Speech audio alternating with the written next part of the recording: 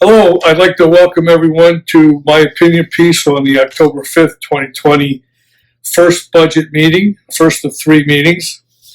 And I want to draw your attention to some things that happened to this meeting. You'll find that all of a sudden an unfinished business item popped up out of nowhere. The agenda on Friday and Saturday was strictly budget. The announcement or notice in the newspaper alluded to only a budget meeting. But suddenly this special unfinished business piece came up and no one knew about it. When I looked at the agenda on Friday, maybe early Saturday, there wasn't anything on there. So what they did was they modified the agenda and said, you now have till 4 p.m. to make your public comment. How about that? They can't extend us to 4 p.m., but they make us do it till 12. So here it is, this unusual event that's occurred. And I think it's because they're trying to, slip this one past the public. And what they're doing is they're going to spend another additional $164,600 on the Perkiomen project. And I have some notes here I'd like to present to you. You'll listen to this thing, and you'll find out that, according to Jeff Bartlett, this came in late last week from PennDOT. So they've known about this for a whole week, yet all of a sudden it came out of thin air at the very last moment. Think about that. All right, so what's it about? It's about PennDOT. They're moving from doing daily daytime work to nighttime work.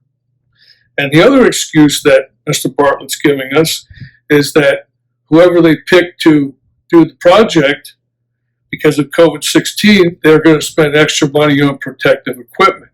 I think whoever does the bid should just eat that stuff. That's part of their cost of doing business, especially if it's equipment that can be reused. Why should we pay for it? Anyway, they tell us that this is the lowest bid. They're going to bid on the low. They're going to vote to accept the lowest bid of $164,600, and they don't tell us who the other bidders are. There's no discussion about this, and I think that should have been revealed to the public. Mr. Gaultier, Mr. Staub, you're claiming transparency. You're for transparency, but why can we not hear about the other bidders and what they bid? Because sometimes the lowest bid is not the best bid.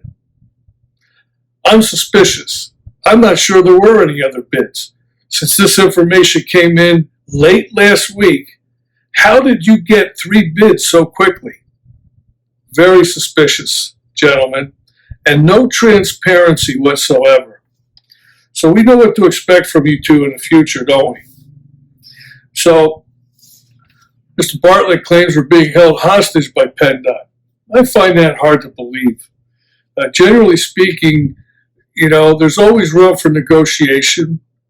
Organizations make every attempt that they can to accommodate each other. And I'm sure we could have had more time. I think they just fast-tracked this through to get it past us. That's why it wound up in this budget meeting, and it wound up so late. So this is in regards to a $1 million grant that we got. Now, in that $1 million grant, we've already paid McMahon, who's been given the contract because he's the lowest bidder. He's been here for some time. We've already paid him, according to Jennifer Savage, somewhere between $400,000 and $500,000. And this regards engineering costs, I'm assuming. She says legal and engineering costs. So we paid him a lot of money. And let's not forget that he's affiliated with John Granger. That says it all. So it's $6,000 for inspections and $150,000 for other matters. And they claim that they didn't expect this. And it sounds like total confusion as you hear them talk about this. So we'll see what happens. They insisted they needed the decision because it had to be decided by tomorrow. And that's what required it. So we'll see what's going on. I would like to see those other two bids, but I don't know that we'll ever get to see them unless someone can help me out and put a right to know request in. Is there anyone out there who'd like to help me a little bit? So the two reasons for this increase: PennDOT night work and COVID protection equipment. So we're paying for that stuff.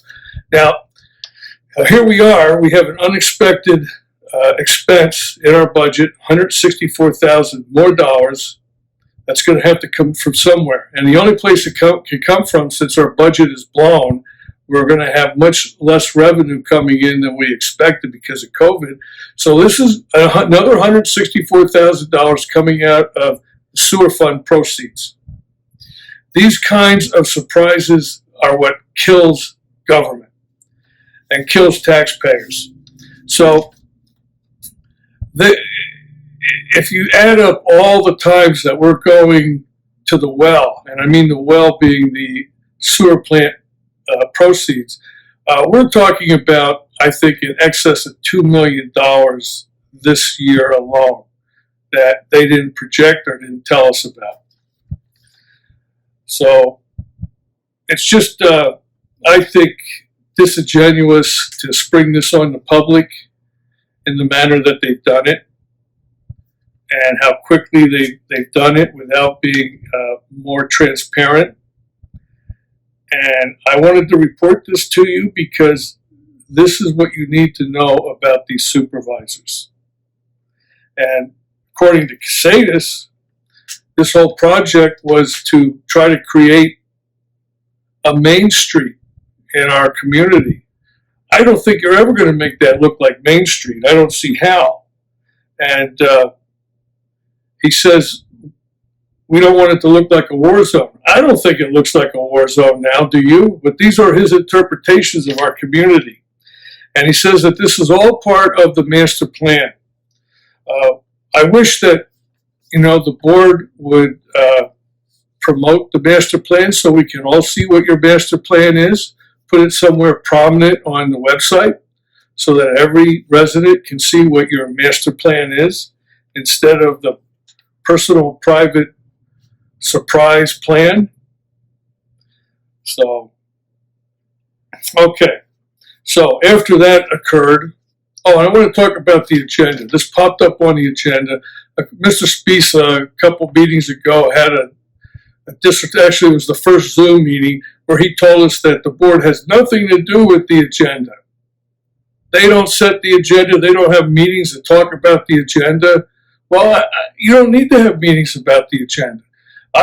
I've worked in situations where we've had agendas my whole life, okay?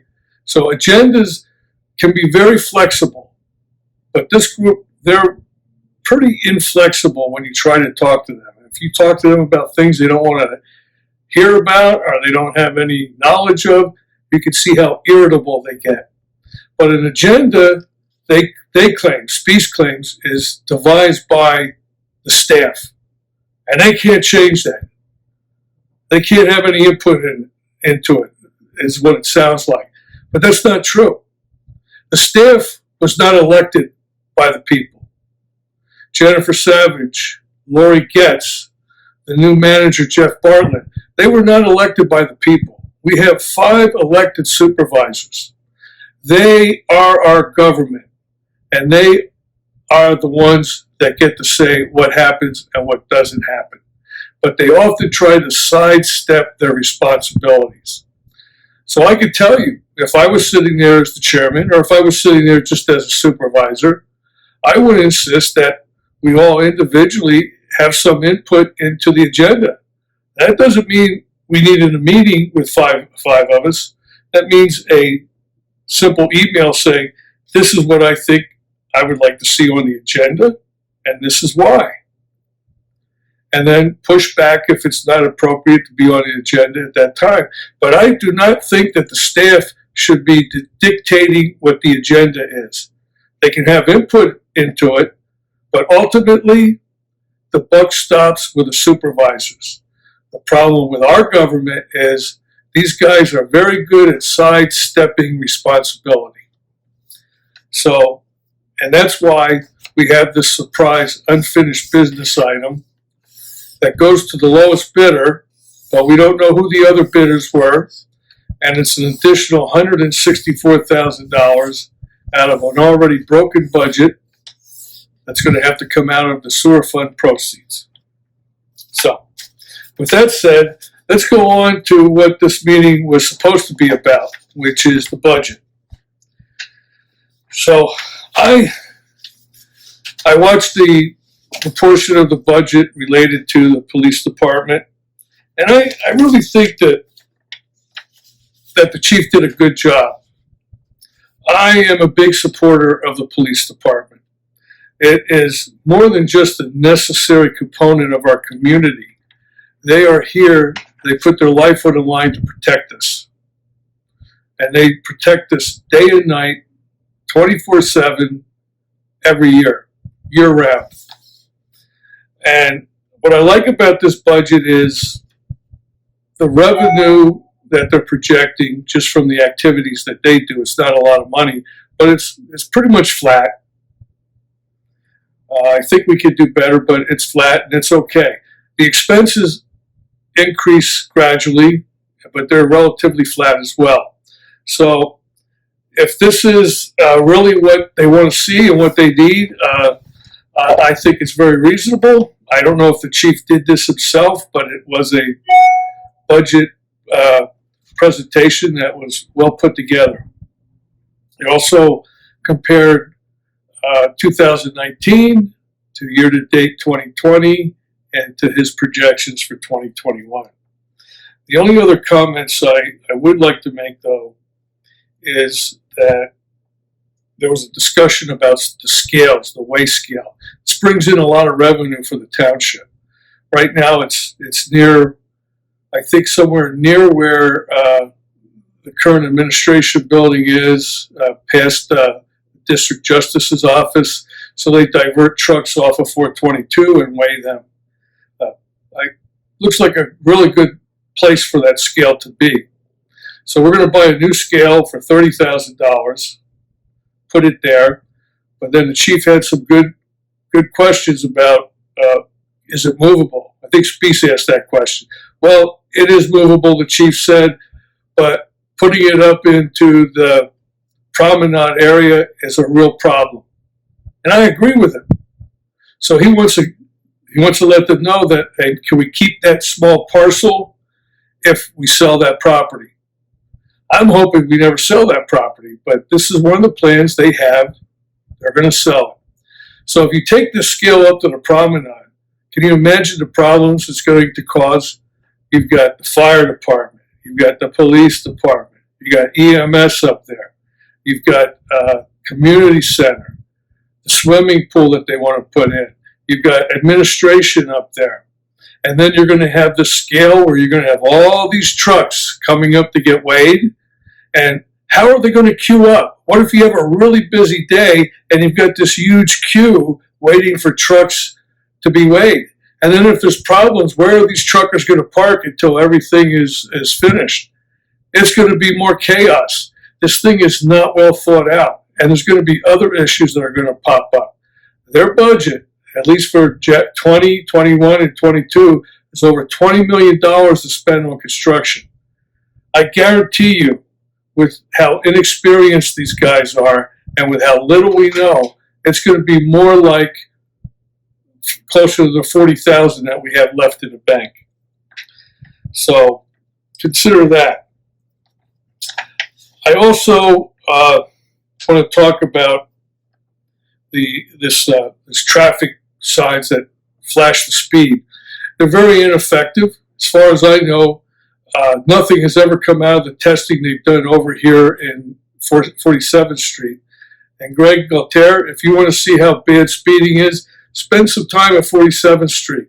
It's horrible. They come off the Gibraltar where it turns into 47th, and sometimes it's a racetrack. And we've got some of these little fast Honda guys that modified their vehicles, and they're speeding up here, races all the time. So, and this isn't the first time. They're up now. They're up today. But this is not the first time they've done it. And zero has happened to amend that. And pretty soon you're going to be approving the Mama Pizza place down here. And I don't see it getting any better. And that intersection is another problem. So the scale is an issue. Buying more of these speed signs aren't worth it unless we're actually going to get something done. And I think the state ties our hands behind us. And even if we do have good data, there's not very much we can do, if anything.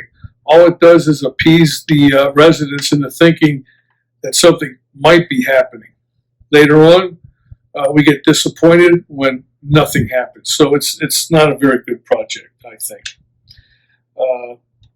The revenues for the police department, as I said, are flat. Expenses are relatively flat as well. So let's move on to Jennifer Savage's presentation of the general fund overview. And she talks about three key revenue items, and that's the earned income tax, which of course is going to suffer because of the COVID-19, down 7%, which right now that's an estimate, but that's just under $300,000. So to make up that first of all, we already put over $1 million into the general fund to balance it from the sewer plant proceeds. Okay. And remember the 164 I talked about earlier, now you get this over $1 million. And this is evidenced by the fact that she claimed we had a $3.8 million surplus, but she revealed in a meeting at the RCC when someone asked her, how do we balance the general fund if we lost all this money from the Homestead Act? Well, Jennifer told us it was from the sewer plant fund that they used money to balance the budget. So if we had a $3.8 million surplus, why would we need any money from the sewer plant to balance the general fund? It's like the movie A Few Good Men. Santiago was leaving the next day forever, yet all of his uniforms were neatly hanging in the closet on hangers. He had it packed, yet he was leaving the next day forever. This is how our $3.8 million surplus is. It's not leaving forever. It's non-existent. It's a fictitious idea in Jennifer Savage's mind, and she refuses to admit it, but eventually she'll be called to do that. So these earned income tax, the municipal real estate tax, and the real estate transfer taxes, these are all revenue items that we have no control over. It's even a waste of time to even talk about it other than to prognosticate on what it's going to look like in the 2021 budget. And that's about the worth of her presentation on that. So now she talks about the debt service fund for the Reading Country Club. Oh boy. You know, they want to refinance these 2015 A bonds, which I think are the Reading Country Club funds. Those interest rates are fine as far as I can see. I want to see concrete evidence of these savings that she claims are going to equal as much as $500,000. I don't believe it. We've already paid 5 years on these bonds, and if you look at her presentation worksheet, the amount of monies are not out of control, and it looks like the revenue and the expenses cover each other. But what she doesn't talk about is the fact that we've been dragging our feet on the Reading Country Club's food, beverage, and banquet business. And this isn't an estimate, this isn't a guess, this isn't hypothesizing, this is a fact. At one time when we had it up and running, it contributed net, that included losses from the golf course, net $250,000 to our debt service fund. So you can imagine, whatever we need in here, the country club provided $250,000, but that's gone because they've neglected to keep it up. So that means that we have to contribute more in tax money. That's the 7.2 mils. So I think we would be very healthy there if we left it alone and just got the food and beverage and banquet business up and running. But there's no one competent enough to do it. John Casadis provided us with a chef who I think isn't qualified to do what he committed to do. I got a copy of his contract. We'll see if he fulfills everything there. He's already months late. We paid him half the money. I don't think we should pay him the rest. In fact, we should get the money back because he hasn't done what he said he would do. He broke the contract with us. But this is a political gift from John Casadis and one of his mentors. And we paid the price for that, folks. I mean, we have a guy who isn't looking out for our best interest, and I'm hoping that over time I continue to present his outrageous behavior and his decision-making and his lack of intellect in running an organization like this to convince you that he is not the man for the job. I'm sorry, the boy for the job. So the other thing that came up on this, besides the fact that we're losing revenue every day we speak, the homestead exemption, they claimed, affected this account by $200,000. So here's some of that money coming out of the sewer fund proceeds to subsidize the debt service fund. This Homestead Act was a bad idea. It wasn't necessary. The amount of money that we cut a break for real estate owners is very small, very small. I asked Granger one time how much it amounted to, and he claimed it was $800,000. So it's not a lot of money when you break it down to 10,000 homes and at various appraisal rates. So this led into a discussion in this meeting about the Homestead Act and whether it needed to be reenacted or not. And I can tell you, I was there. It was the final meeting was in, I think, January, where they finally enacted this. And I'll be honest with you, I urged them, I begged them not to pass this Homestead Act. But to a T, even the new supervisors failed to do an adequate analysis of what this meant. They all voted for it, and they all decided, well, next year we'll decide whether we let it lapse or we reenact it. So their question and confusion was, is it going on for as long as we don't do anything, or do we have to reenact it?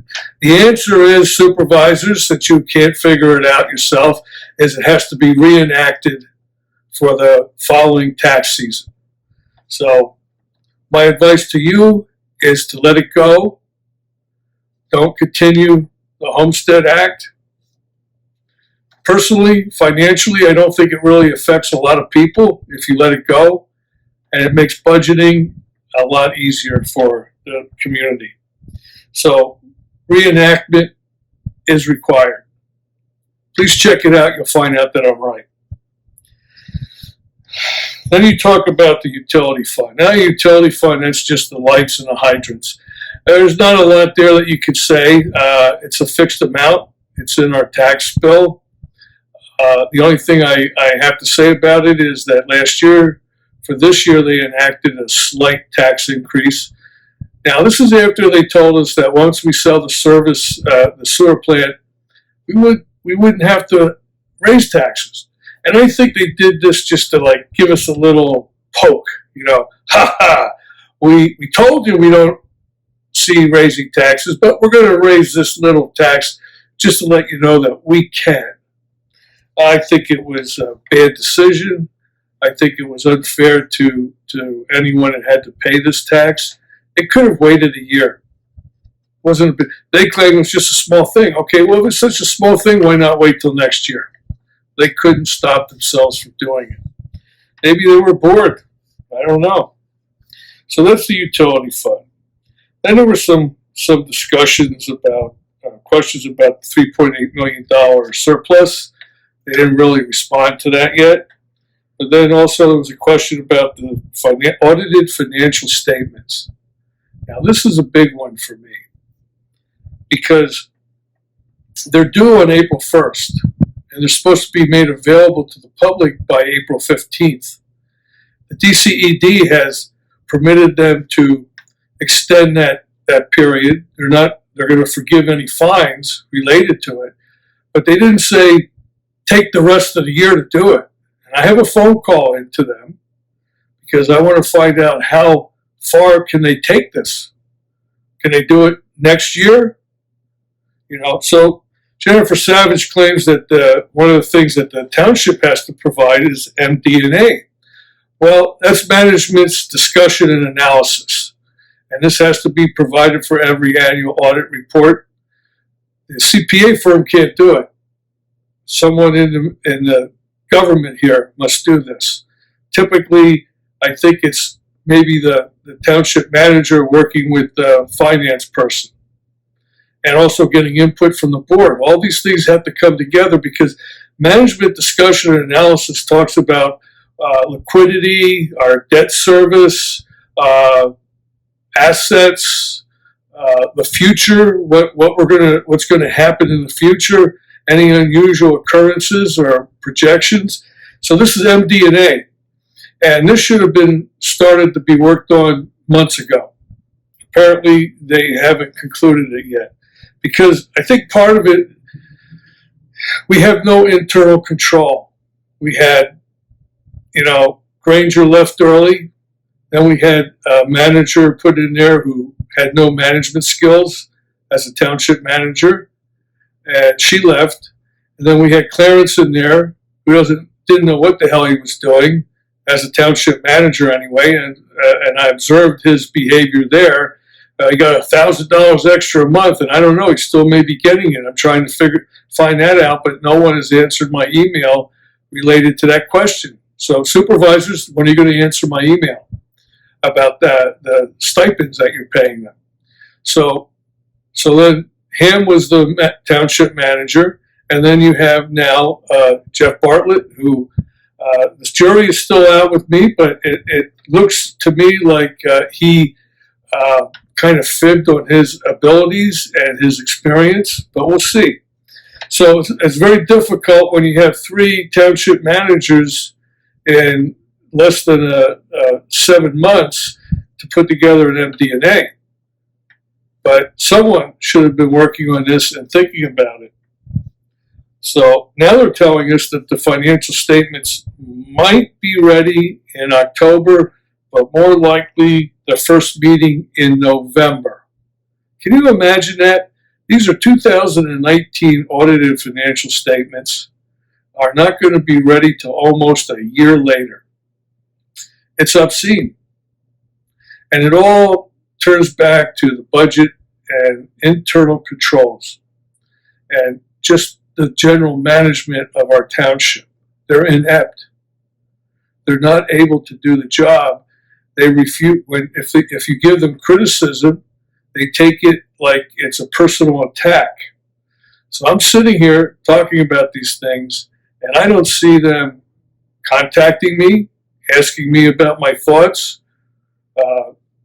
There's not a lot of people in the community that are trying to communicate these things to them, but they're obstinate, they're egotistical, and they refuse to take any advice because they have a personal agenda. And they're busy playing golf in most situations. The other guy, he's busy looking in the mirror, telling himself how great he is. Well, this community starts to suffer. And you're going to see the impact of all this pretty soon. The capital budget for 2020, 21, and 22 indicated that they were going to spend well over $20 million on construction costs. And I'm assuming, since I don't have a very good detail, that most, if not all of it, is going into the promenade. So that's half of the $40 million that we have left. And I don't think that that number is correct. I think with the problems and the issues and the delays and the contractors that they're going to hire, we're going to see excessive over budgeting, over budget costs. So I'm saying that 40 million is going to be gone before you blink your eyes. And then we're going to have some real problems, folks, because when these surprises pop up in the future, there's not going to be any well to go to pull up some dollars. There's not going to be any proceeds from the sewer plant anymore. But they can do it now. And when everything hits the fan, you'll see them scatter like rats on a sinking ship. But right now, if you sit here and believe they're malarkey, you're setting yourself up for serious tax increases in the future. These are my opinions. I believe them to be honest and fair, and my evaluation of what I've seen and heard and know from observing these people over the past 2 years. So please form your own opinions. If you agree with my opinions, that's great. I encourage you to get involved, help me out. If you don't agree with my opinions, that's fine too. You can express that in various ways. So thank you. Enjoy this first budget meeting and keep your ears open to hear what they're talking about and what they're saying. Thank you.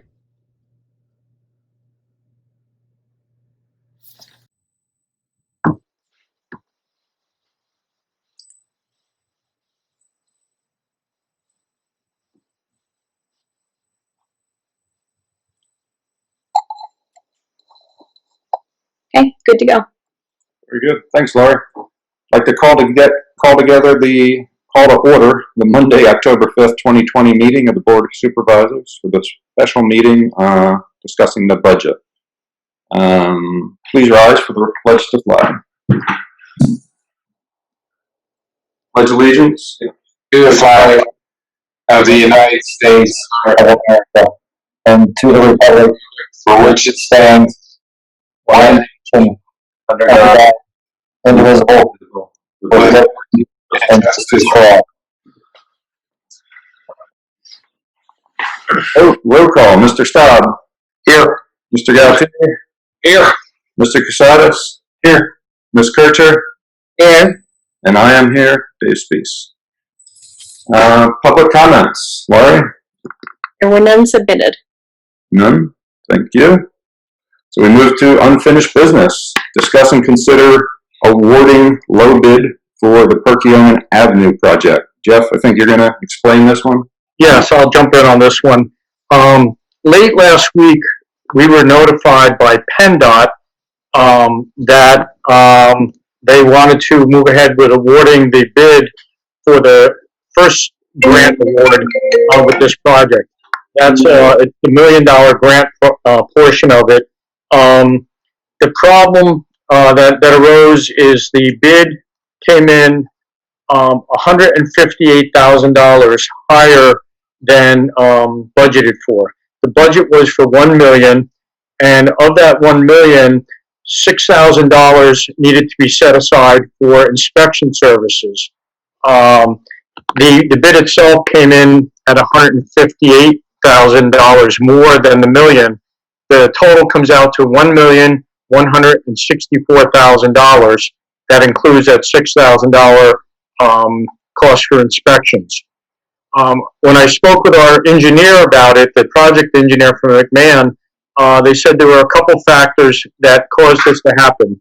One being PennDOT determined after the project started and was ready to move ahead that because of the type of work, they determined that everything has to be done at night because one of the lanes is going to be closed down during part of the construction, and they would only allow that to happen at night because of the volume on the road. So that issue raised the cost up a little bit, that no one anticipated this happening during the design phase.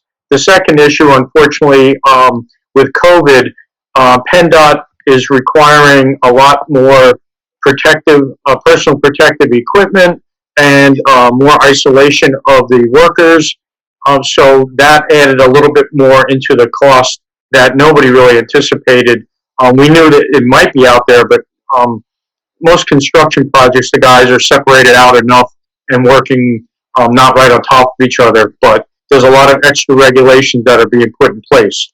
Long story short, we have to fund this extra dollar amount if we want the project to move forward.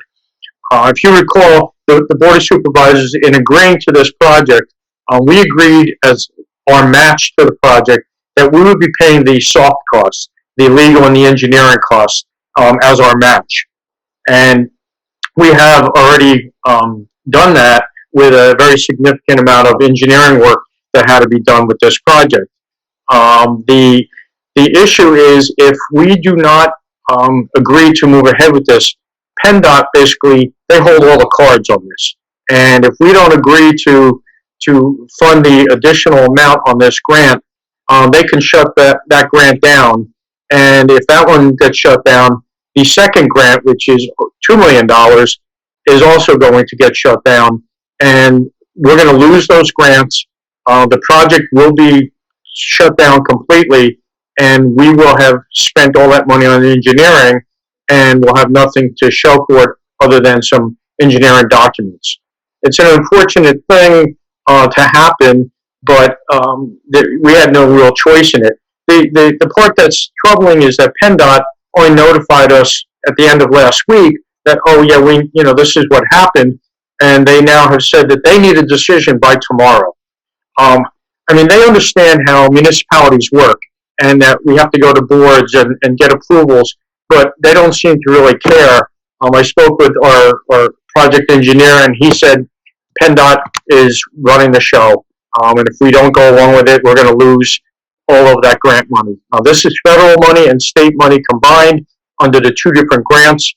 Given the economic situation out there and how difficult grants are to even secure as they are, if we don't accept this proposal and move ahead with this, we're going to lose those grants, and the chance of Exeter Township getting any more federal highway grants or anything of this size and significant, I don't think any of us will see that ever happen for many, many years to come.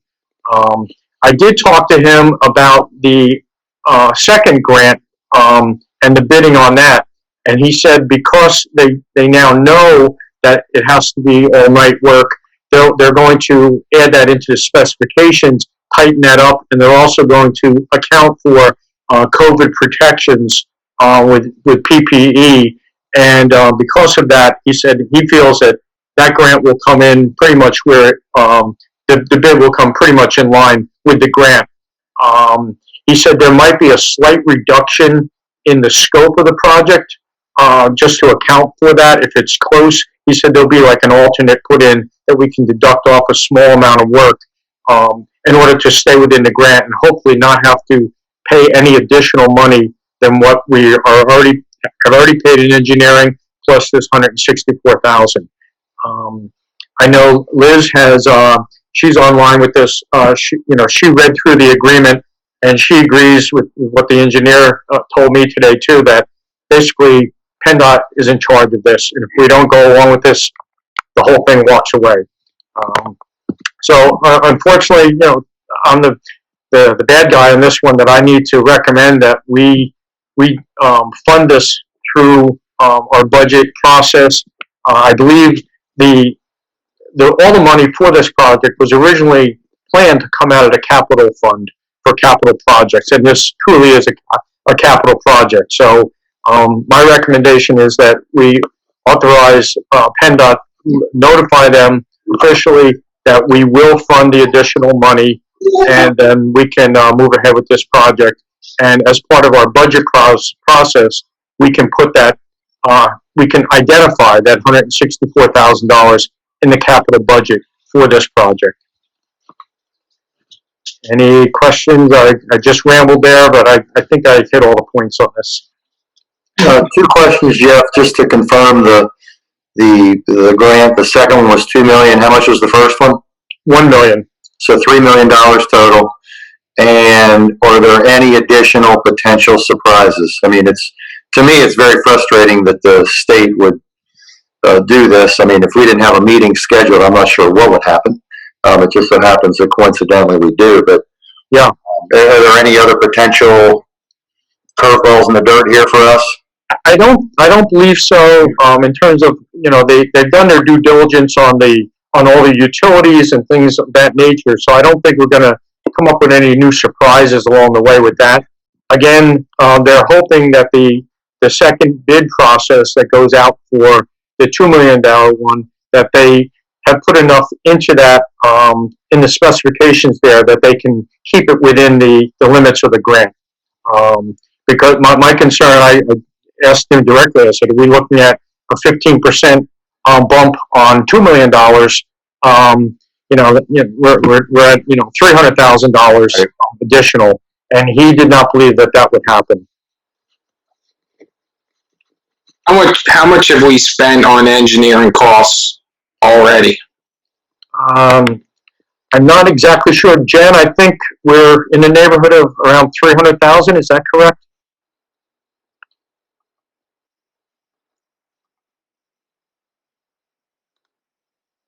I think that's correct, Jeff. She may have stepped away for a moment. Well, I as much as we dislike this happening, I don't really see where we have a choice. No, So there's no choice here. This is yeah, the credit to the previous administration. We got $3 million, which was the second most of any township in the entire state last year. So this is a major project that, people want it to be Perkiomen, like a Main Street type, West Reading type look. So this is probably the best thing to happen to Exeter in a long time. And the extra money's unfortunate, but I think it's, as part of moving Exeter forward, we have to get this done. This is a big part of the master plan, is making Perkiomen Avenue not look like a war zone. So it's an exciting project, and unfortunately the money is with PennDOT out of our control. So we'll just have to, cut back on things next year to pay for it. all right. Well, I'll make a motion to authorize PennDOT to award the low bid for the Perkiomen Avenue project. I'll second. Any further discussion? Jen, I see you stepped back. I think there was a question for you about how much we've spent out of the capital fund for this project so far. Oh, you're on mute, Jen. Sorry about that. Somebody rang my doorbell. That's why I stepped away. We've spent, I think it's approximately $400,000 to $500,000 for costs to McMahon for the engineering costs. Those that are currently booked in the general fund that I said I would move over to the capital fund. But that's the only cost we've had so far. Okay. And, I mean, this is a no-brainer to me. Yeah. Thanks. Any further questions or discussion? All those in favor? Aye. Opposed?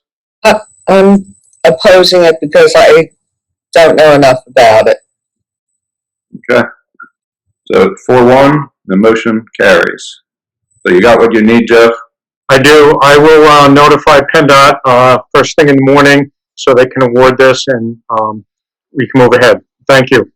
So Thanks, I Jeff, think, for the update. and maybe Liz can correct on this, Chris Bauer this morning said that we may need two motions, one specifically setting aside, and maybe it doesn't really matter because of where the money's coming from, but one motion specifically setting aside the 164.6, and then another one awarding to the low bidder. Does that sound? That's fine, because, well, PennDOT awarded it, correct? But they want the local municipality, yeah.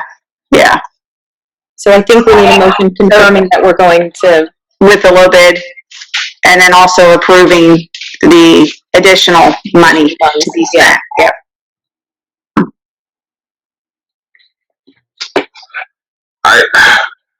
What's the amount of money? I don't have that number exactly in front of me. $164,000. Even? I think Even. it's 164.6. 600? I can double check it right here. Yes. 164,600. All right, well, I'll make a motion to set aside $164,600 for the capital projects out of that fund. I'll second that as well. Perfect. Okay. So we got that one. Any further discussion on that one? All those in favor? Aye. Opposed. Opposed? I haven't. Okay. Thank you. 4-1. And the second one? You need a motion to approve the low bid that was awarded by PennDOT. We did that. That one was good. That one you did. You I did? think, Greg, you did that one first. Yeah. Yep. I Thank think we're you. good. Got them both covered. Very good. Thank you. Greg and John for the motions, Dave. What's that, John? Greg and John for the motion, for both motions. Yes, for both. Yeah, got it. I don't know if there was confusion there. Yeah. We got them completed. Thanks. Ready to move? We can move on, Jeff? You good? Yeah, we can move on. Just one note at this time. Normally we don't have our solicitor, sitting in on the budget meetings. At this point, there are no, legal issues that she needs to weigh in on. I think it'd be okay if we have her sign off. I have her number here. If something were to come up, I can give her a quick call and have her jump back on or just answer a question we have. But I don't think she really needs to sit in on the whole meeting, if Yeah. that's okay with the board. Yep. Okay. Sure. Okay. Okay. Thanks for joining, Liz. Thank you. Have a good evening. If you need me, you can call me. Take care. Thank you. You too. Bye-bye. Thank you. Bye-bye. So we move on to the presentations. I guess, Chief, you're going to lead us off? Yes, sir. I'm up first here. Let's see if I can share my screen here. We'll see how tech savvy I am. We did practice this. Good.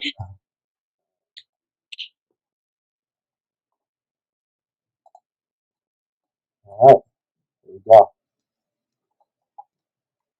All right. If any of you have any questions, please, at all, as we're going through the process, just let me know. I'll be glad to stop and answer any questions. If you have any questions at the end, please let me know as well, and I'll try to clarify any questions that you might have. I will start off here with a little overview of the department. I know we have some new supervisors since the last budget. So this is how our department is currently structured as of this year. We have 33 full-time officers. We have 3 officers in the administrative staff, which would be myself, Lieutenant Harley, who's our administrative lieutenant, and Lieutenant Steve Schaefer, who is our patrol lieutenant. We have 24 patrol officers. We work on a platoon-based system here. So we have 4 platoons of 1 sergeant and 5 officers on each platoon.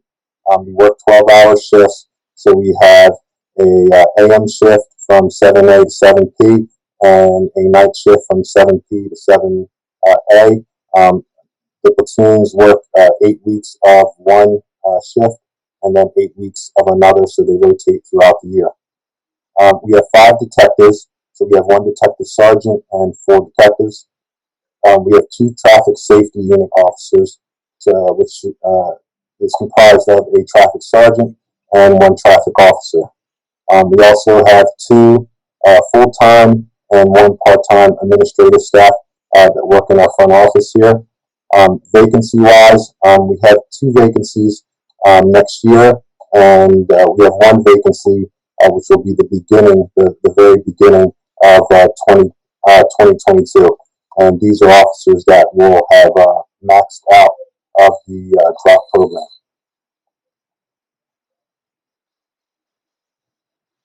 So police department staffing, I talked about this a little bit in the previous slide. We have 2 officers in 2020 that can enter the drop program. For those that are familiar with that, that's the deferred retirement option plan. We have 2 vacancies, October of 2021. That'll be officers that max out of the drop program. And then we also have in 2021 2 officers that can enter the drop. We have 1 vacancy in 2022. I talked about that earlier. That's the officer that will max out of the drop program. And then we have 3 officers that can enter the drop program in 2022. And then 1 officer in 2023 that can enter the drop program. So as it currently stands, we have 9 officers with 25 years of service. So we are an aging department. We're going to have a lot of turnaround here in the next few years.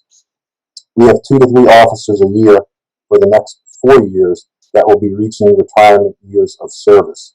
So a lot of the officers here take advantage of the drop program, but that's something that we don't know until they decide to enter the program. So if we look at long-range planning, by 2024, we'll have 14 officers that will have 25 years of service, and also by 2024, all of them will have the age for retirement as well.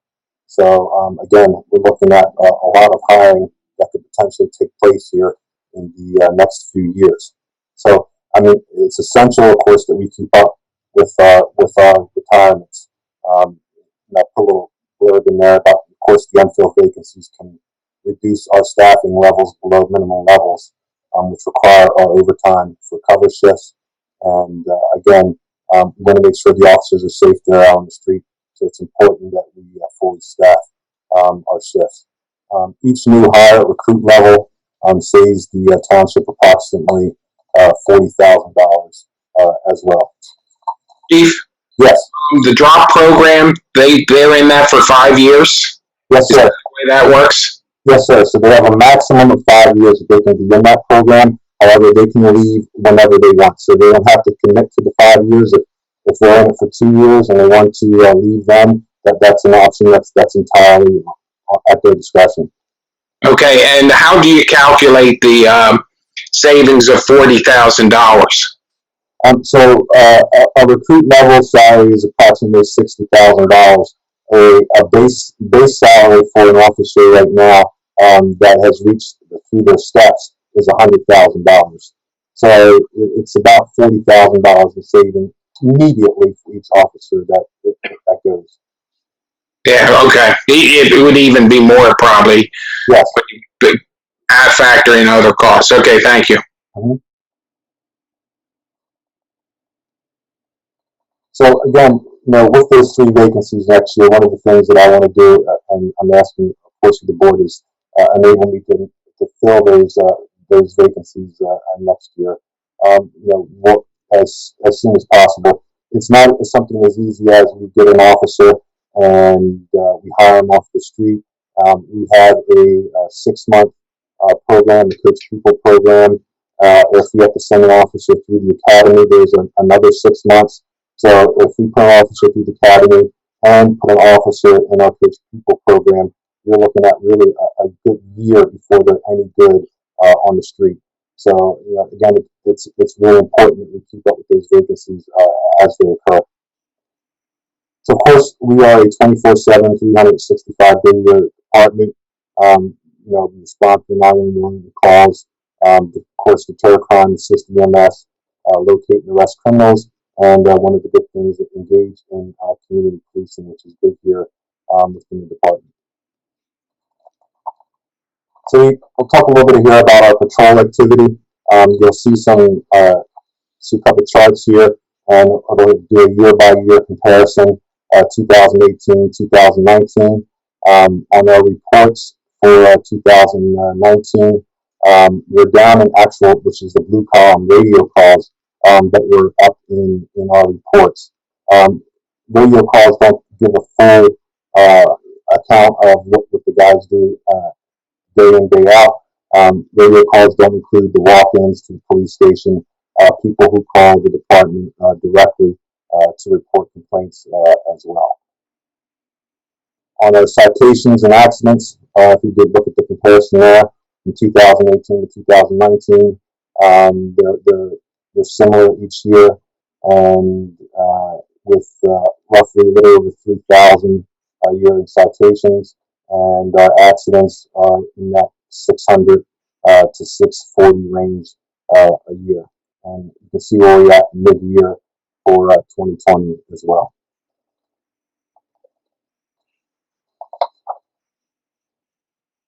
So of course we have a detective unit. Our detective unit here is really big.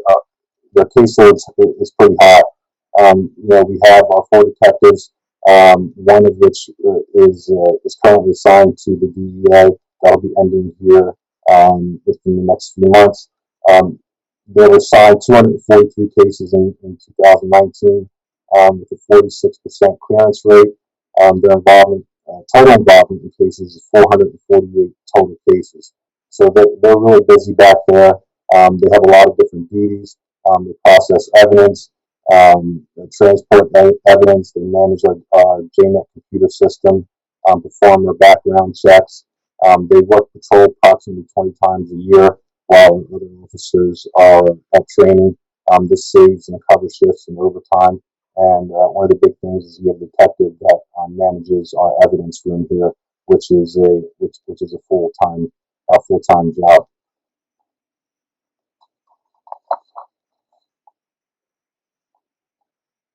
So we look at our crimes here in the township from 2018 to 2019. We saw a 2% overall reduction in crimes. We're really busy in the police department. A lot of our calls are theft-related calls. We get a lot of calls from the big box stores involving thefts from those establishments. So again, our detectives are really busy following up in a lot of theft calls. It's not uncommon for a loss prevention officer to give us a call and have 15 theft-related cases that they've identified over a couple weeks span and dump them all on the detective unit. So it really keeps those guys busy. One of the things, and I've touched about it in previous meetings, is the fraud-related calls. Of course, we're seeing an uptick over in the years in fraud-related cases.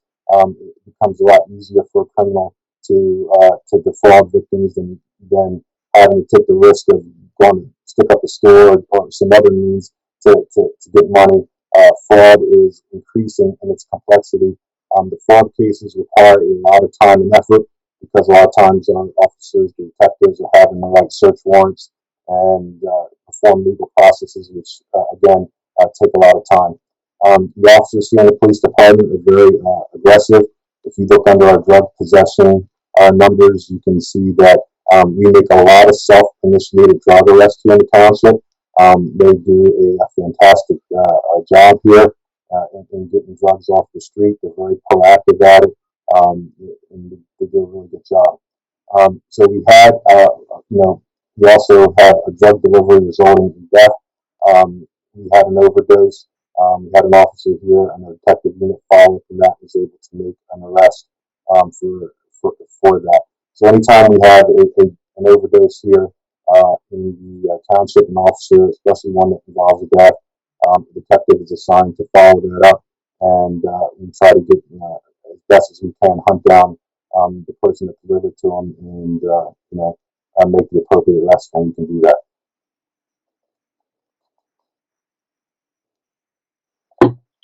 So we have a canine unit, of course, which is very popular in the township. This is a picture of Jax and a new canine vehicle that we got this year. We had 133 deployments in our canine unit. For those don't know, we have 4 dogs, 2 of which are bomb dogs, 2 of which are drug dogs. So we're busy throughout the year.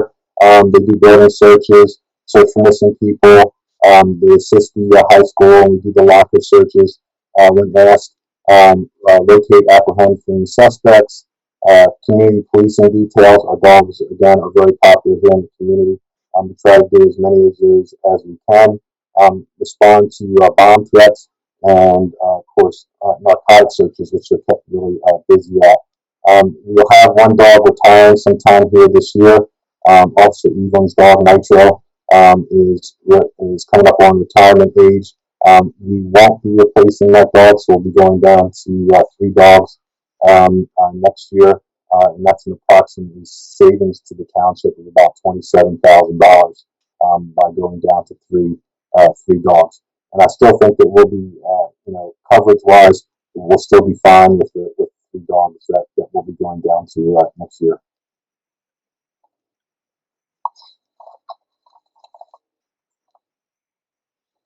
So some community relations, we really try to be active and involved with the community. Any chance that we can, we take advantage of that. I mean, it's a fantastic program. I encourage all my officers to do it. I do it as much as I can as well. Our support from the community, is second to none. I think it's a direct reflection of the work that each officer does each and every day for the department. Just some of the things we did in the last year. We had our first Exeter Township Police Department dedicated Shop with the Cop. So if you look in that upper left-hand picture, that's us at Target, and we're able to Target participated with us and partnered with us, and we were able to shop with needy children throughout the township here, and we're able to take them on shopping sprees. It's something that I'd like to do every year here going forward. Typically, we'll have to do a countywide one, and our officers will participate in a countywide Shop with the Cop program. But we have enough families, I think, here in the township that we can do our own dedicated one each year. So I was glad to start that last year and hopefully continue each year going forward. Second picture up there with me is at the Special Olympics over at the high school. I was honored to participate in that and give out medals and open that ceremony up. On the top right, we have our, one of the challenges with COVID was how can we still be involved with the community and still, have that involvement as we had before COVID. So we did a lot of the birthday drive-bys. That was very popular. We received numerous requests for those throughout this year. It was a really popular program and enabled us in a COVID environment to still have that active involvement with the community. In the bottom left, that's trick or treat. So every year we usually put extra officers out. We equip them with candy, and as they're patrolling, they can give it out to the children. It's extremely popular, and we like to do that every year. We have the Girl Scouts that came to the police station. They're in that bottom picture, and we do tours here at the police department with the Girl Scouts and Boy Scouts. That's extremely popular, and we enjoy doing those. One thing with COVID, when COVID first hit, we had a lack of PPE here at the police department, and the community came out with overwhelming support. They dropped off masks for us, hand sanitizer. It was unbelievable, the outpouring that we received from the community, and we really truly appreciate it because there was a backlog in those materials. Without that support, we would have been hard pressed to have the equipment that we needed to keep the officers safe in their day-to-day patrols. If I could just touch on just briefly, I know nationally right now, the attitude that's out there towards law enforcement, it's almost like the township residents here have come full circle around us as a police department to show their support for us, and we're really thankful for that. It's been, just the outpouring of support right now in so many other places throughout the country. They're not receiving that, but we get it here for the police department. And again, it's a direct reflection, I think, of the good work the men and women of the police department do every day. So media and public relations, we try to keep really active here with our Facebook. Sergeant Fullerton is in charge of that and does a fantastic job. We're consistently the most #1 followed public social media here in Berks County. We have national exposure. The biggest incident, of course, was that plane that landed on the highway there. That's got us in People magazine and People.com there. We put placements in Reading Eagle, Pottstown Mercury on the radio. We're very active, and we're able to solve a lot of crimes through that social media platform.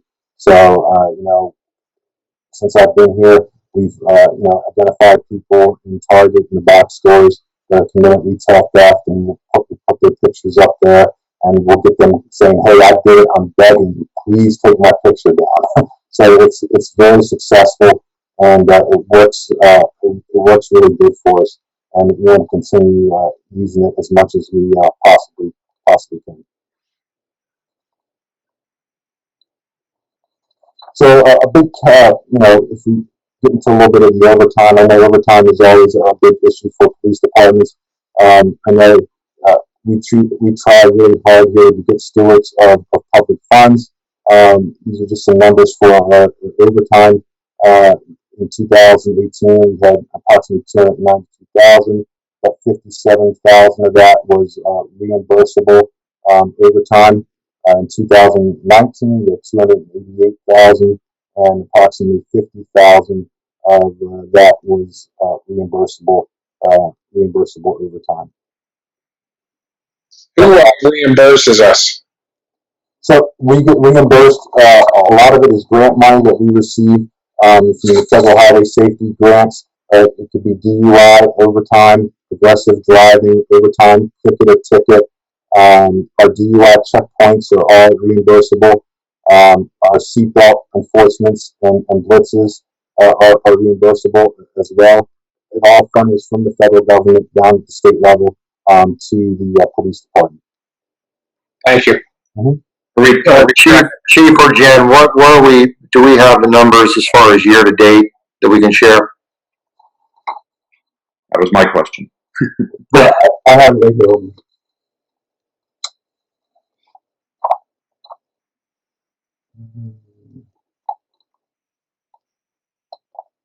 Let's see.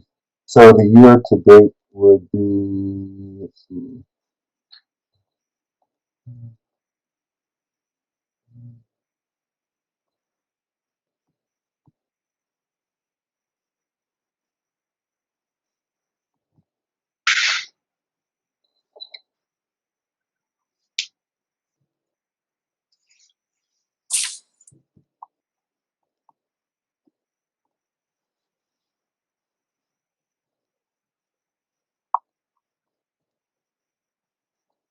So the year to date would approximately be 88,500 year to date. So it's way down. Yes. Well, take consideration. So a lot of our overtime is court related. So if we look at our overtime, approximately $100,000 of it is court related. So with COVID, there's been less interactions, especially when COVID first came out. With the uncertainty of it, the officers were limiting their traffic stops for their protection. So that resulted in less hearings. The DJ was pushing off hearings because of COVID as well. So we incurred less court time, especially because of COVID. Chief, is that through August or September? So what I just gave you was up until August. Okay, thank you. Mm-hmm.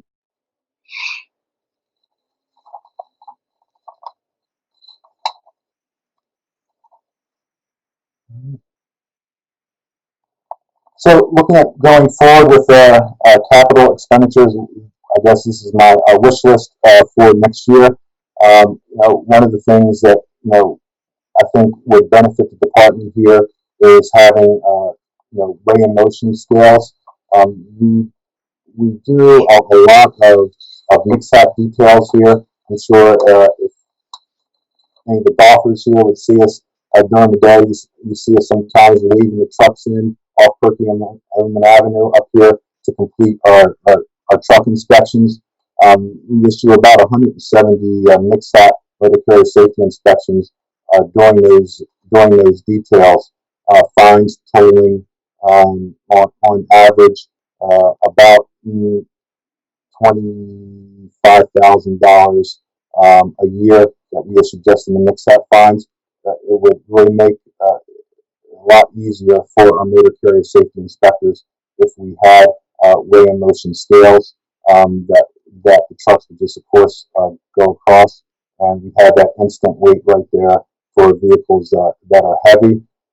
We looked at a few quotes, and the average is about $30,000, and that's for the scales themselves. We also need ballistic entry shields for the police department. We have some shields that are smaller in nature and flap open like a V, and they fold open. They don't provide full body protection for the officers. If there's a barricaded gunman situation or we had to serve a warrant in the house, I'd like for the officers to be a little more protected and have a better shield that they could utilize for those sort of events. Also, riot protective gear. Unfortunately, we live in an environment now, especially this year, where we've been called to assist other agencies 2 or 3 times for those sort of situations, and officers don't have any equipment. One of my jobs here as chief is to make sure they're fully equipped to do their job. At least to have a shield which could protect them from projectiles, and a helmet which would again help them, and a gas mask in case gas had to be utilized. We're not looking to equip the entire department, but at least have enough of those sets to equip 12 to 15 individuals. I think is really important for us going forward. So $8,000 would equip 12 to 15.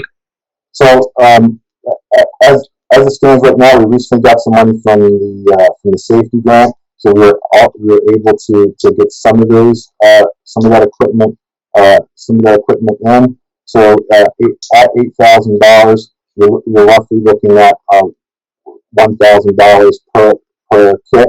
So that would be the shield, gas mask, helmet, and riot baton.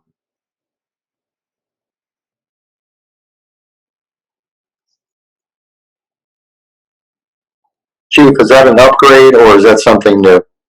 It's something new. So we have a few older gas masks. Now these are at least 10 to 15 years old. That were surplus gas masks that we have here.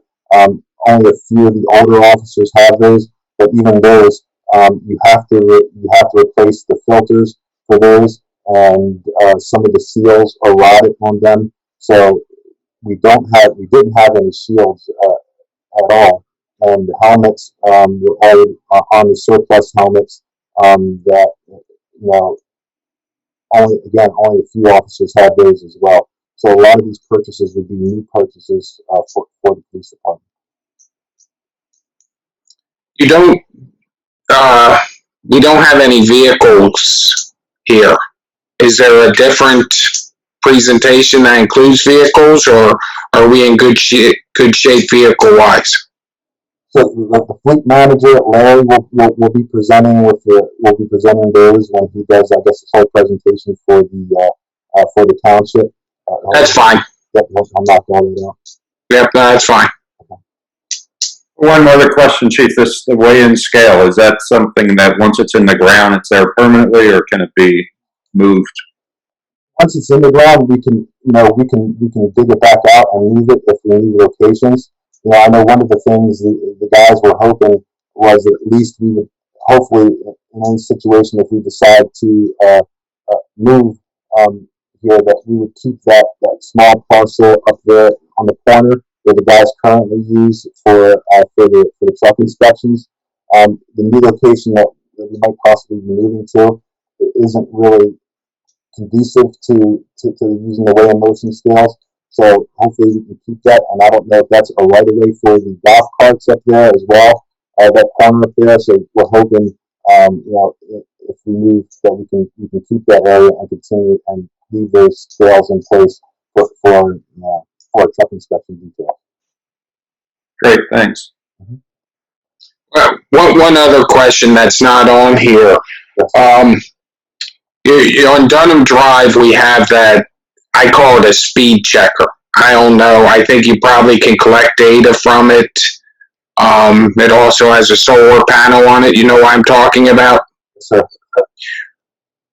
How much do those cost, and have you considered putting them other places in the township? I know you have a mobile one, but just my experience, I lived on Farming Ridge Boulevard, and I thought that was always extremely dangerous. And I know with my own kids, I taught them, that speed checker was helpful, and it's a good reminder for myself when I come in. So we currently have portable ones that we utilize anytime we get a complaint for speeding. The officers will set up the portable ones that have the batteries that we have to move around. The permanent ones, they do work. One of the problems that we've seen now, even monitoring those, is after a while, people know there's no enforcement with them. So if there are visitors to those areas, they'll slow down when they see them. But sometimes we even come in.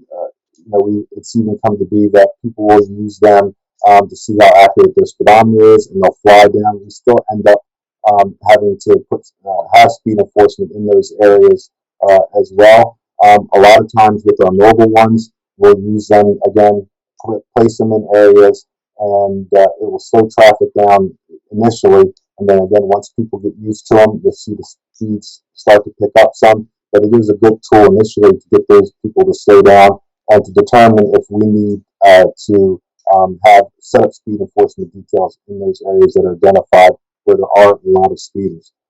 It's something we can, again, in those areas, we can put up permanent ones, but those would be an additional cost. I don't have that number right now, how much a permanent one in place would cost us, but I can get that information for you.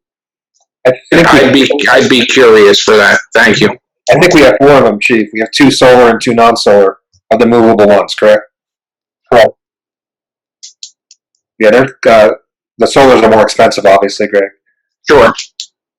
Yeah, what you pay for. Yep.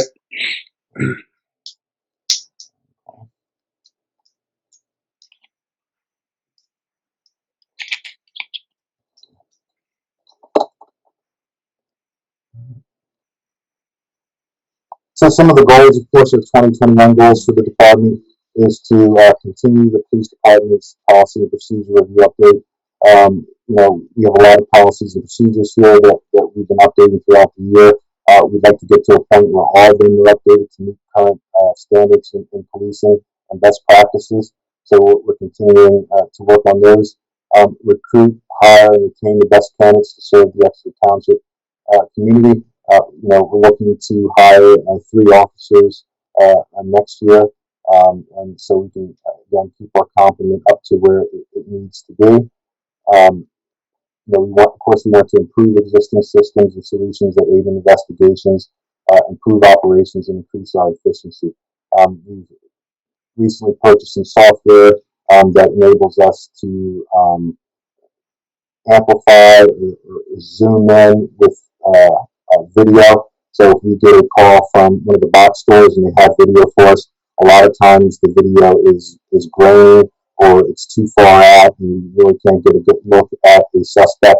So with this video software that we currently have, we're able to clean those images up so we can hopefully zoom in on plates or zoom in on a person to get a better idea of who they might be.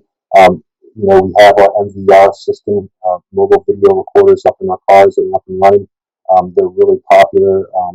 It's a great tool for our officers. But one of the issues with that, especially with Right to Know, is video redaction software. Because of different policies that are in place with CGIS and CREA, anytime we have those videos and we produce them, we have to make sure there's no criminal justice information on those videos or playing in the background. So, of course, we need software to help us edit those videos appropriately.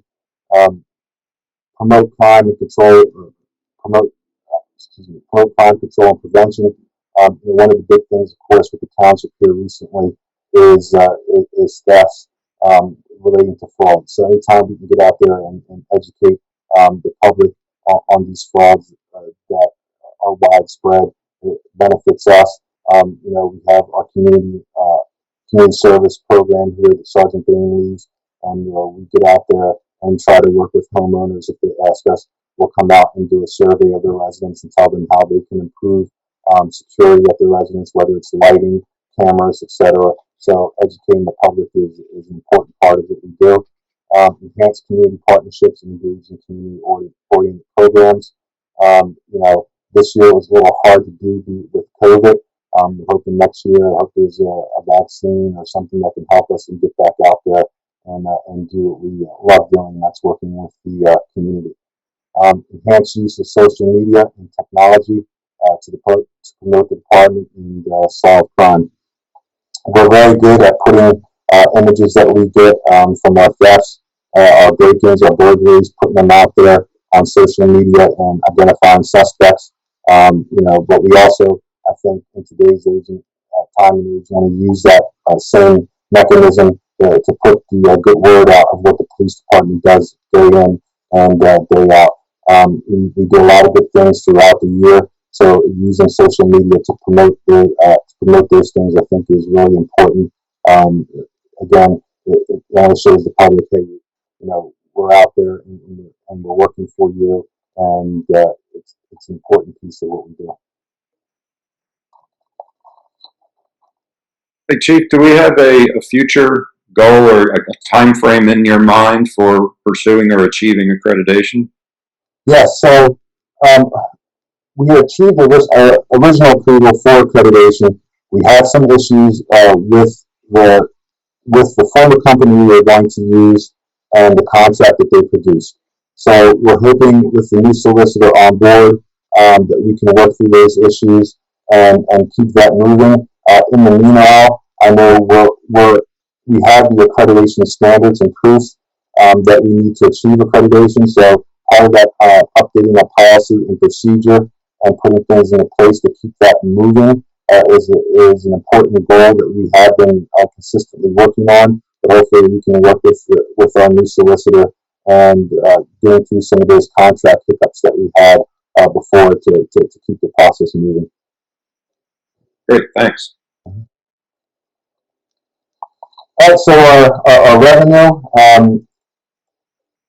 please take a second. If you want me to go through each line, I most certainly will. But if you have any questions, I'll give you a couple of seconds to digest it, and please let me know. I'll answer any questions that you have. If you want me to go through each line, I can do that too.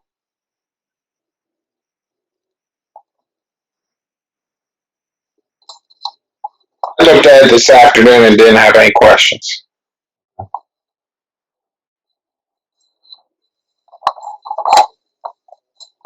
One of the things that I'd like to point out there is when I first came here, there is a law in the books in the state that allows for the police department to cite businesses and residences that have false alarms.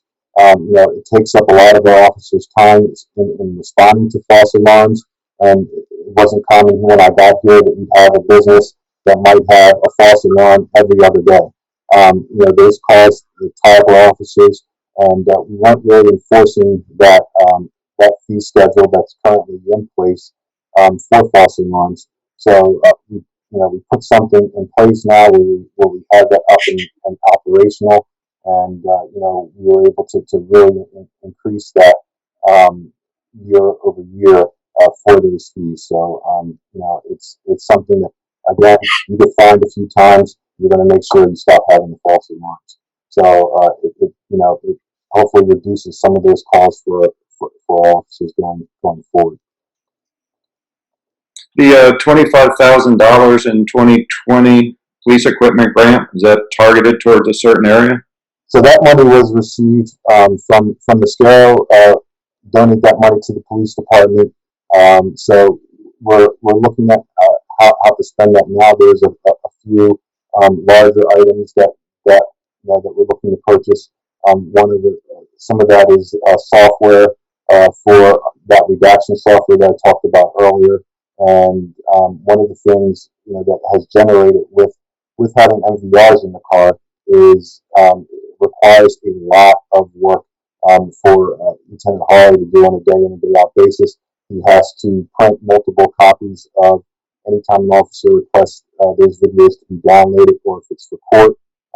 He's spending a lot of time copying those discs, downloading the information, copying the disc in duplicate, and entering into evidence. We're hoping to have a sort of a duplicator machine that basically you push a button and it'll burn for the same disc.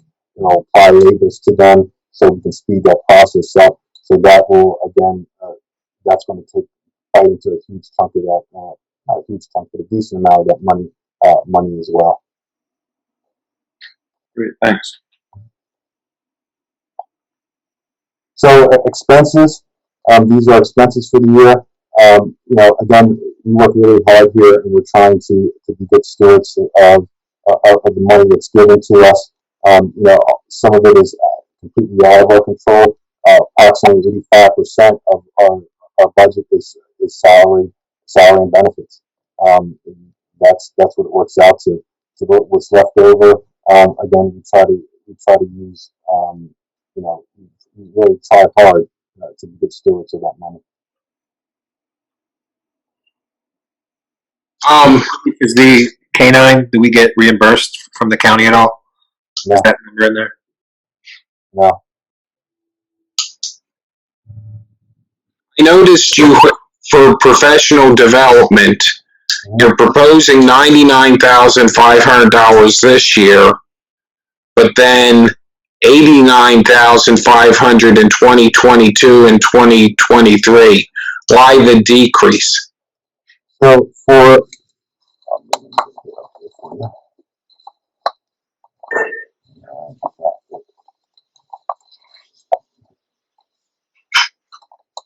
so we have a training amount in there. So if we were to hire 3 officers next year and send those officers to the academy, there's going to be approximately $12,000 in additional expense to send.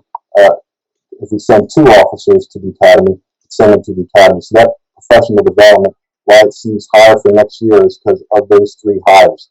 So if we need to send them to the academy, we incorporated that expense in there for next year. Okay, thank you.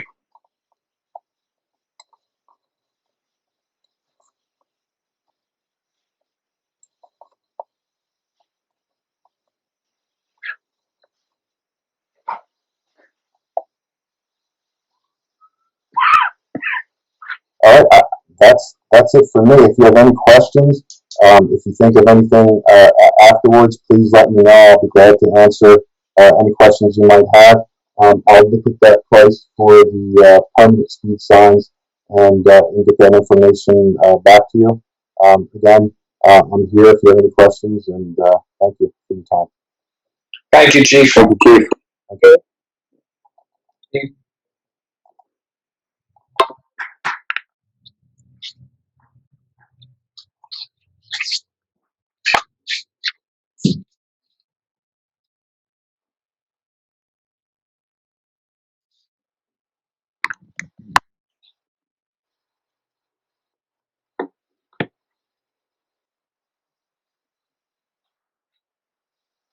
Can everyone see my screen? Yep. Yes. Actually, hold on. Let me switch that.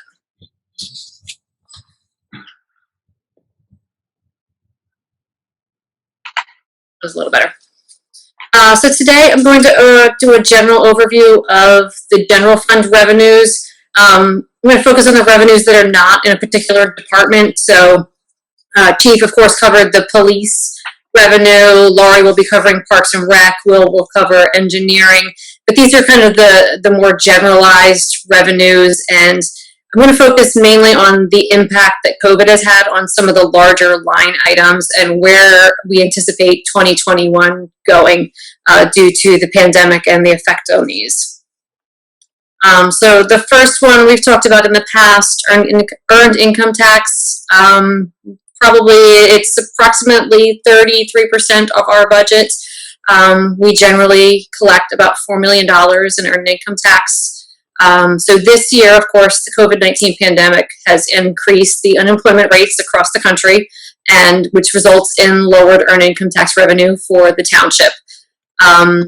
Berks EIT has been fantastic to work through with the pandemic. They helped us with some updates, some information, and actually with a great spreadsheet that they did an approximation based upon their unemployment rate projections of how much earned income tax revenue might be down for each municipality. So if you look on the left-hand side, the first chart that you can see over there, this is the initial estimate that we worked with the staff, the management at Berks EIT. So this is back in May 2020 when unemployment was very high. People were not working. People were not back to work.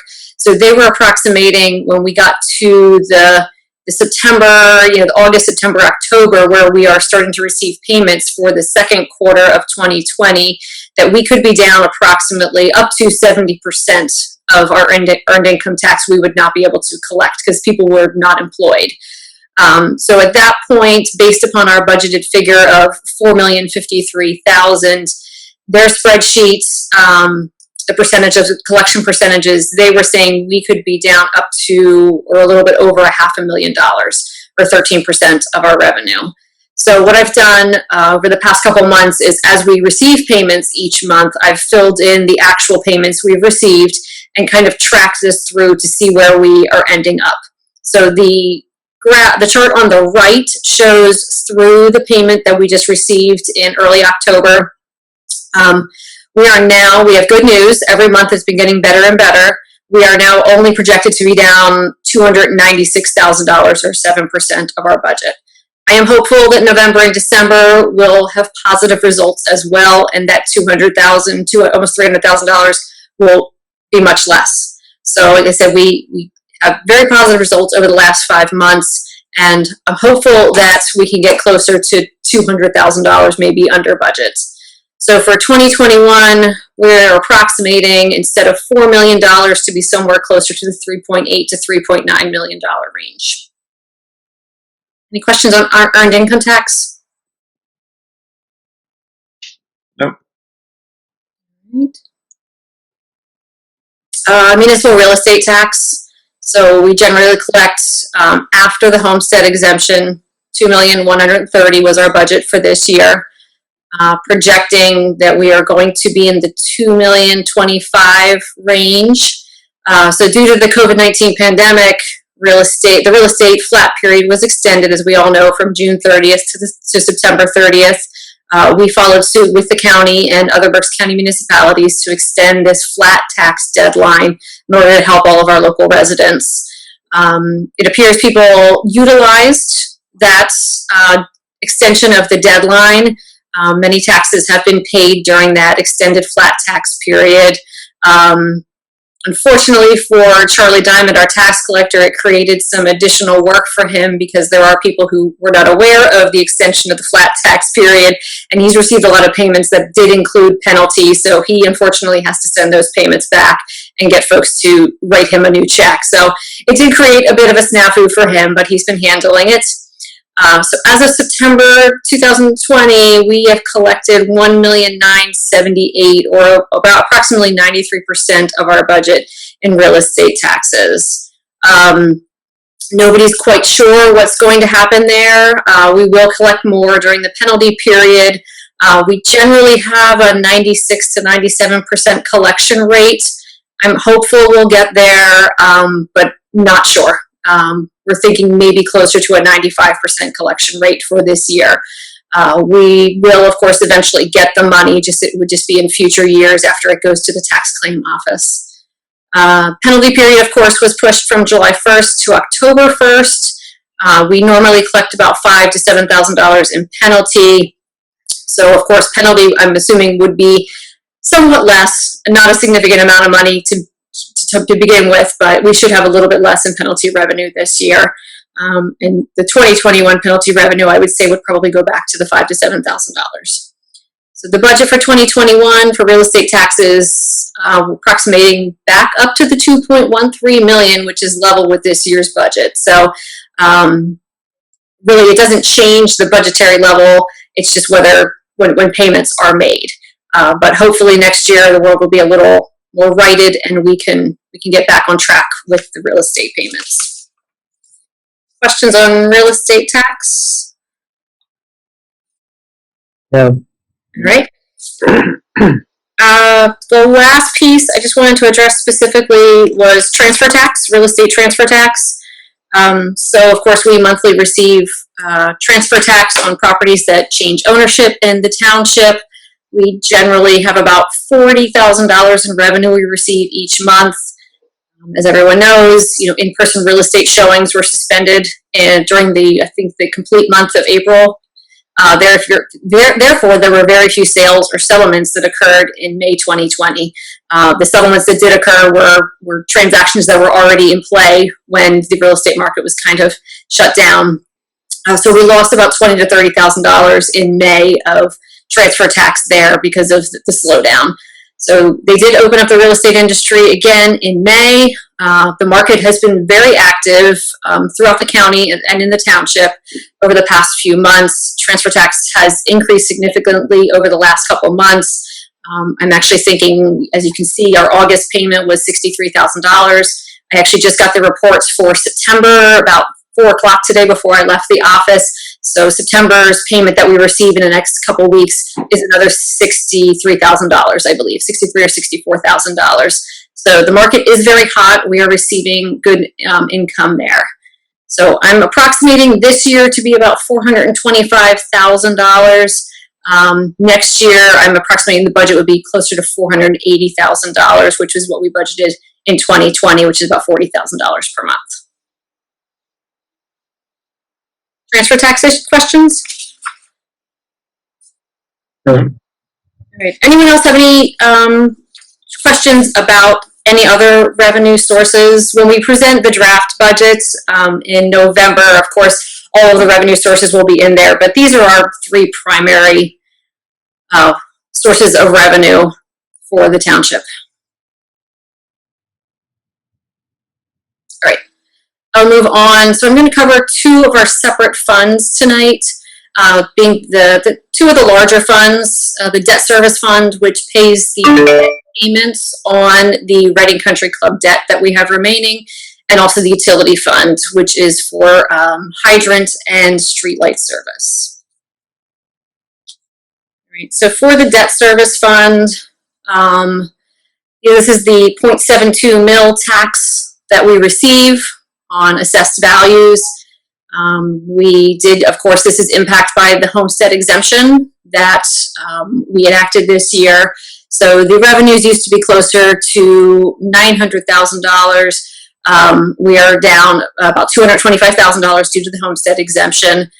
We're also down slightly due to the delay in the tax payments. So approximating will be close to $700,000 this year in debt service tax for current year.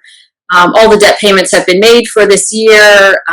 We have one small piece of the TIF payment to make yet, so that's a small amount that we have to make, about $5,000, because that tax bill has not been paid yet, one of the tax bills for one of the parcels. We are saying that next year real estate taxes will go back up to the $730,000 level and increase therefore in the next couple of years. We'll be presenting next Monday on the 12th. We talked about the bond refunding that we will be enacting later this year and in early 2021. There will be some choices that need to be made. Jamie from PFM will be presenting 3 different scenarios of refunding and the resulting debt service payments after that. So this is just an approximation of debt service expense for 2021, 22, and 23. The amount of actual debt service will be lower than this once we have the new debt service schedules from PFM and after the final decision is made on which scenario we would like to go with. I did look at the 3 scenarios today that Jamie will be presenting on Monday the 12th.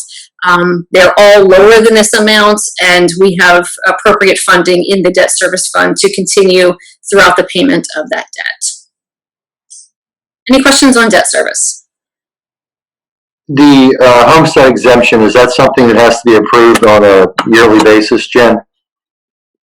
I'm not exactly sure. Jeff, do you know? I don't believe it is. I think once the board enacted it, it should carry through. I believe it was done by ordinance. I'm not sure. I think you have to do it every year, the way we set it up, just in case. Oh, okay. Yeah, it varies. I think every year we have to reenact it. I'm not sure about that. I thought it continued on. It's unless we repeal it, so it can be repealed. Okay. I don't know if we have to. This question we can do ask Liz when we get closer to the end of the year. But I believe it stands until we repeal it. Well, that's good. I hope it stands. So that we don't have to right, but it is something. It's not a permanent change. It can be, It can be modified or changed, but typically you don't have to do anything to it each year. Right. Good. That'll be easier. Any other debt service questions? Yes. Move on to the utility fund. So the utility fund is the fund that supports the street light and hydrant service in the township. So residents who have hydrants close to their residence or street lights on their block pay a particular tax, a separate line item on their tax bill for this service. That tax revenue goes into this fund, and then we pay the monthly maintenance and for the water service for the hydrants to the water company, and also the electric bills for the street lights. And we are responsible for maintaining the street lights, so maintenance for the street lights comes out of this fund as well.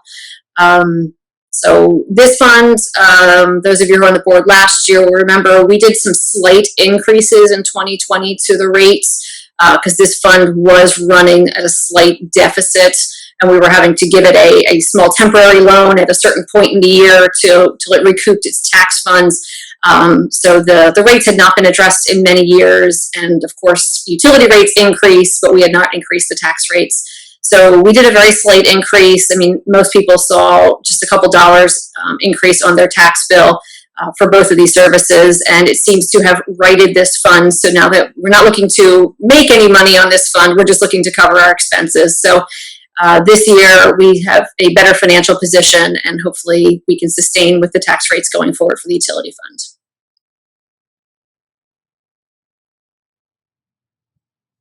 Any questions?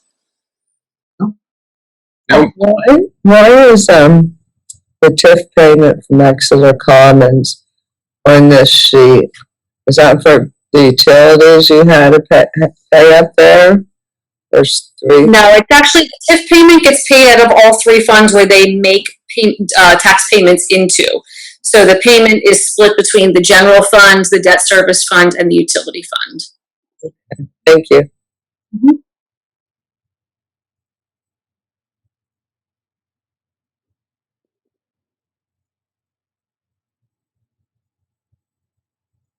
Anything else?